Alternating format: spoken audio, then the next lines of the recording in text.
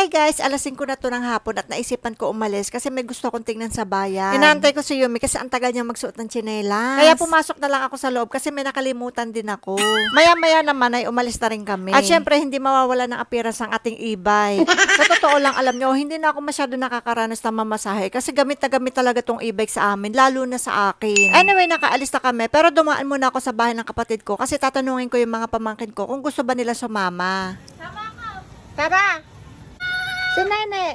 Hindi sasama, naglilinis pa yun.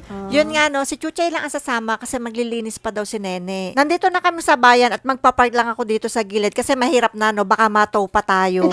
Ito ang likod ng palengke dito sa Tanawan pero hindi kami dyan pupunta kasi dito kami sa Victory Mall. At dahil nadaanan namin tong Angel's Burger kaya sige, bibili muna kami. Ang sabi ko nga dyan kay ate ay babayaran ko na at kung okay lang ba nabalikan ko na lang mamaya yung order ko. Pumayag naman si ate kaya umalis na kami.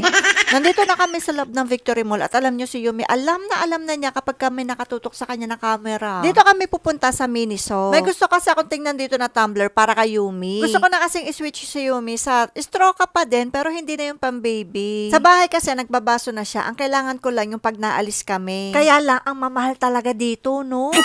May nagustuhan naman ako. Yun nga lang, stitch lang ang design nila. Eh, hindi siya nakakababae.